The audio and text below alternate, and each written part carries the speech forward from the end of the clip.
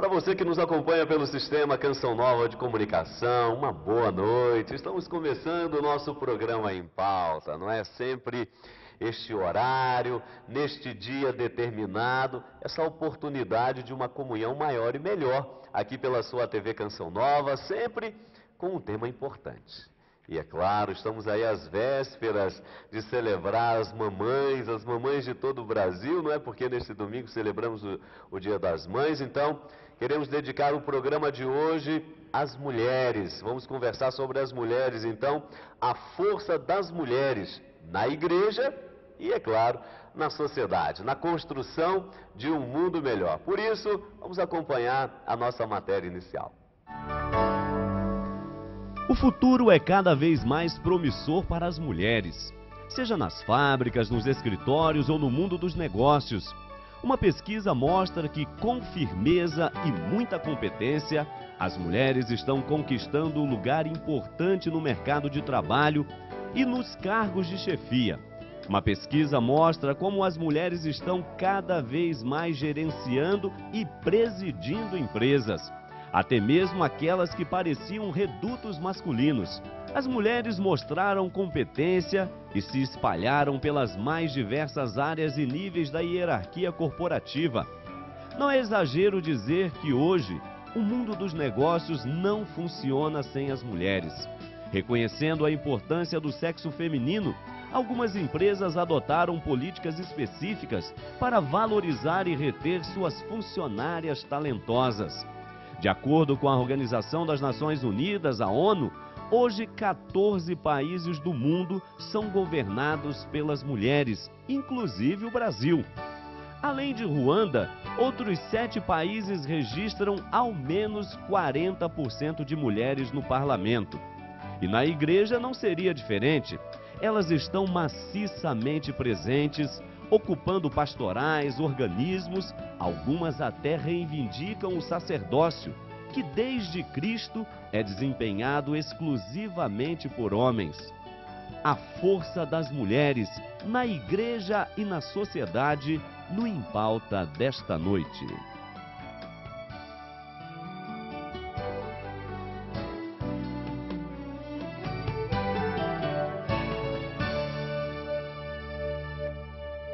Tá aí, pois é, vamos conversar sobre as mulheres, não é? Realmente um tema muito importante. Você, mulher que nos acompanha, você que é mamãe, mesmo solteira, não é? O nosso abraço muito especial, mas, claro, de maneira muito especial mesmo, as mamães. Eu aproveito aqui para mandar um grande abraço à minha mãe, Dona Laura, que certamente está nos acompanhando lá de Rio Claro, no estado do Rio. E falando em Rio, mãe, nós estamos no estado do Rio, depois daquele programa ao vivo que tivemos aqui da Cidade Imperial. Aqui estamos novamente para uma série de programas, conversando sobre as mulheres, conversando sobre a educação, então não perca, conversando sobre outros temas muito importantes, diretamente aqui da Cidade Imperial. Você está vendo aí esse cenário muito bonito, não é? Montado exatamente aqui no Educandário Terra Santa, que quem está à frente, nada mais, nada menos que o nosso amigo Frei Antônio Moser, que cumprimenta cada mãe, cada mulher, nesta hora, sempre às sextas-feiras. Boa noite, Frei Moser.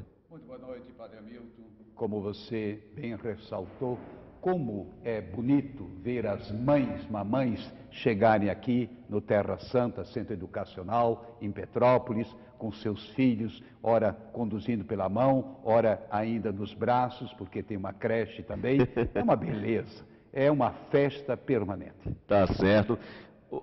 A sua mãe já está na glória dos céus? Já está há muito tempo na glória dos céus. Mas um abraço especial para todas as mamães. Fica para as minhas irmãs, não é? As irmãs, tem ainda 2 irmãs vivas e, afinal de contas, tantas sobrinhas, não é? Uma centena assim, somando masculino e feminino, chega a uma centena. Tá certo, Frei Moser.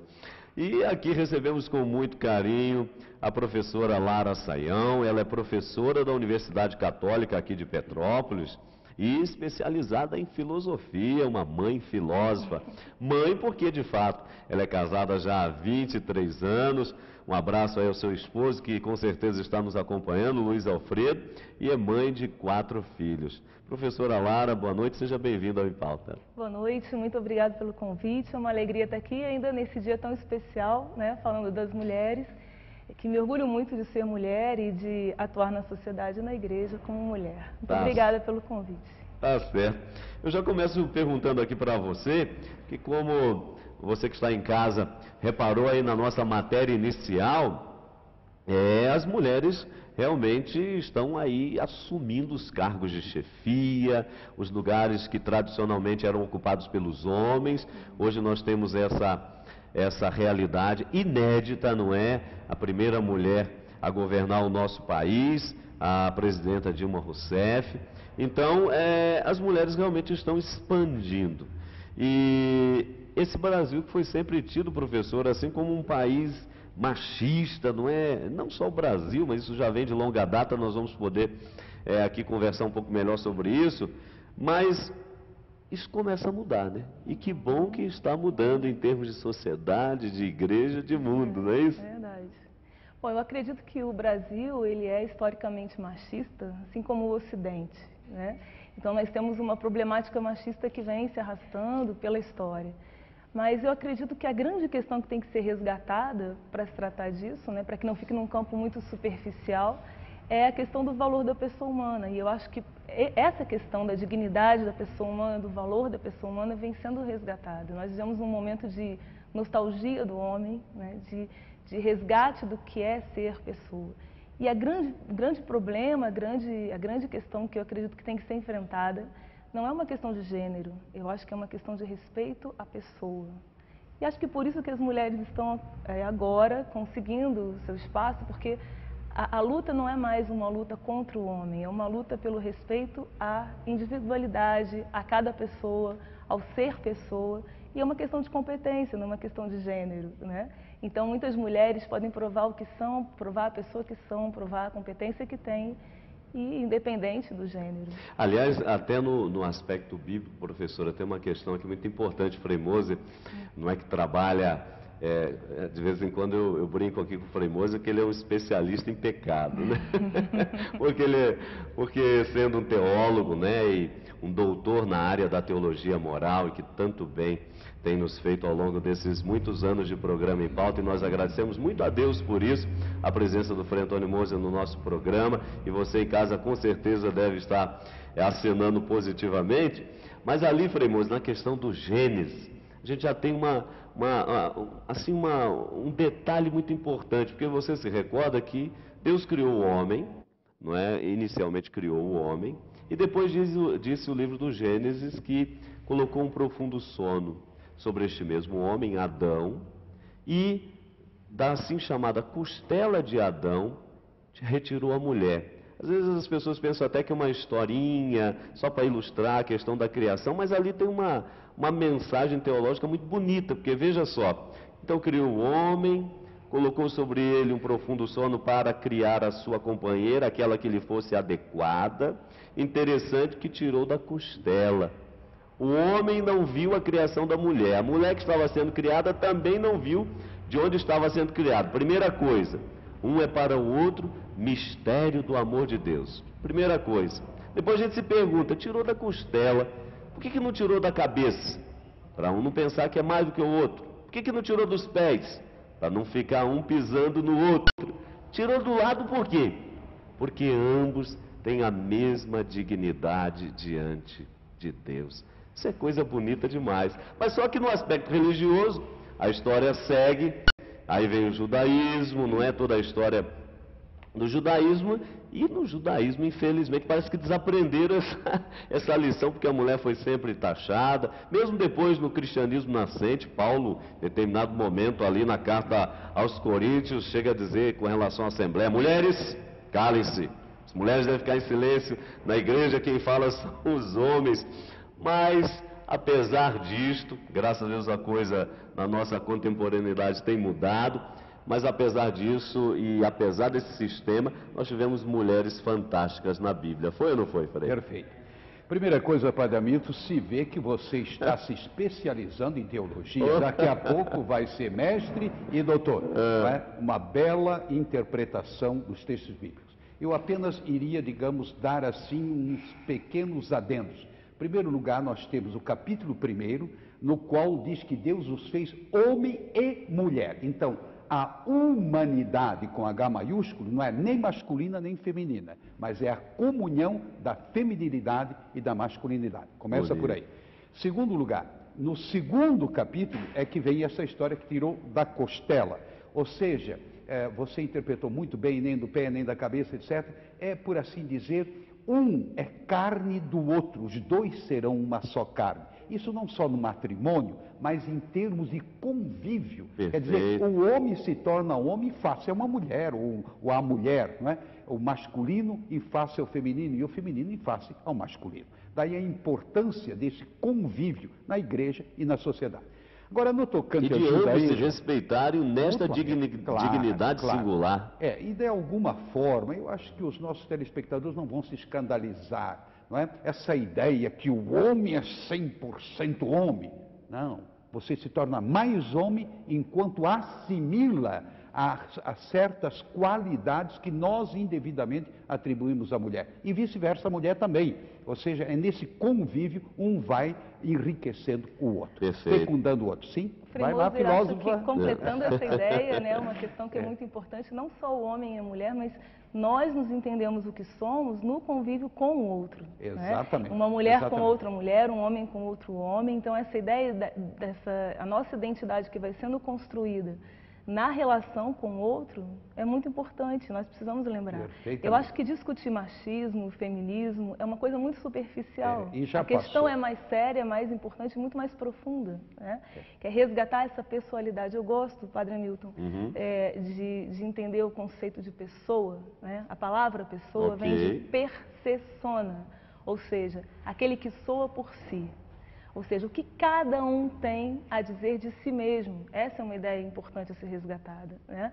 O que eu sou. E aí, cada um ser o melhor si mesmo. Né? Esse é o grande desafio da vida. E acho que isso é importante. Olha, muito apropriada a sua colocação. Eu apenas queria completar a pergunta que ele me colocou, que é a seguinte. Eu acho que é uma leitura muito pobre dos textos do Antigo Testamento. Porque houve grandes mulheres. Exatamente. Pense em Judite, pense em Esther. Pense em Ruth, pense em Miriam, irmã de Moisés, e assim por diante. Gente, o que é isso? E pense em Isabel e Maria, né, que estavam na passagem do Antigo para o Novo Testamento. Então, a primeira coisa é isso. Segundo, Jesus vive cercado de mulheres.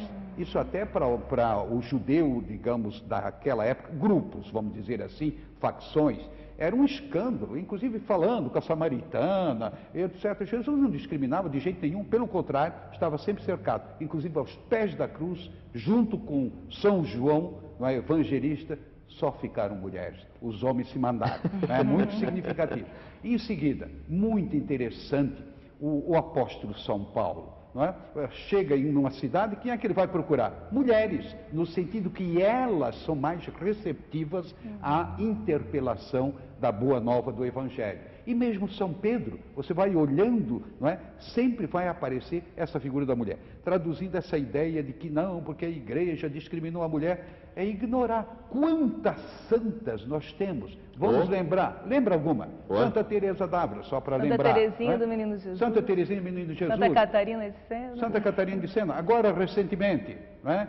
Madre Paulina, e assim por diante. Madre Teresa. Quer dizer, gente, está o nosso catálogo de santos, ele tem um balanço mais ou menos igual de homens e de mulheres. Inclusive, de doutoras da igreja. Doutoras. Né? Porque às vezes nós pensamos assim, é a santa que viveu uma vida piedosa, mas também que produziu conhecimento teológico e deu fundamento para foi alguém que marcou profundamente e inclusive influindo sobre o Papa da época, ela influiu, no sentido assim de Santa Clara, ela se impôs, ela não aceitou assim abrandar o seu estilo de vida, ela diz, não, eu quero é isso mesmo, e ela mesmo fez questão de manter aquele princípio de abraçar totalmente a pobreza, que achava, não, mulher não vai aguentar tamanha pobreza. E ela, no entanto, mostrou que era possível.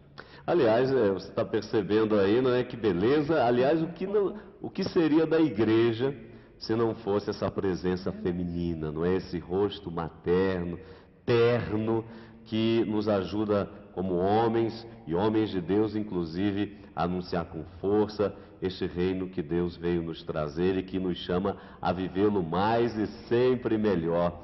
Aliás, a presença da mulher, hoje, aqui se eu falar, for meio, aqui ter um posicionamento meio contrário, posso até correr o risco de apanhar, porque, por exemplo, a própria Canção Nova, e você que é Canção Nova, da família Canção Nova que nos acompanha, a Canção Nova é majoritariamente feminina. Na Canção Nova são as mulheres que estão à frente, não é? A matriz da Canção Nova, que soma hoje, para você que está nos acompanhando ter uma ideia, mais de 1.500 membros consagrados a Deus. A maioria desses membros são mulheres e que estão à frente de televisão, que estão à frente de rádio, do sistema educacional, enfim. As mulheres estão aí e na igreja, de fato, elas fazem esta presença muito bonita. Agora, por outro lado, claro, né, Frei? Interessante isso, estão aí, nós vamos para o nosso intervalo, mas eu deixo a pergunta aqui para o senhor. Estão aí na igreja, mas algumas prerrogativas na igreja ainda são eminentemente masculinas. Isso tem a possibilidade de mudar? Bom, responde não. Nós vamos para o nosso rápido intervalo e já já estaremos de volta. Não sai daí não, minuto só.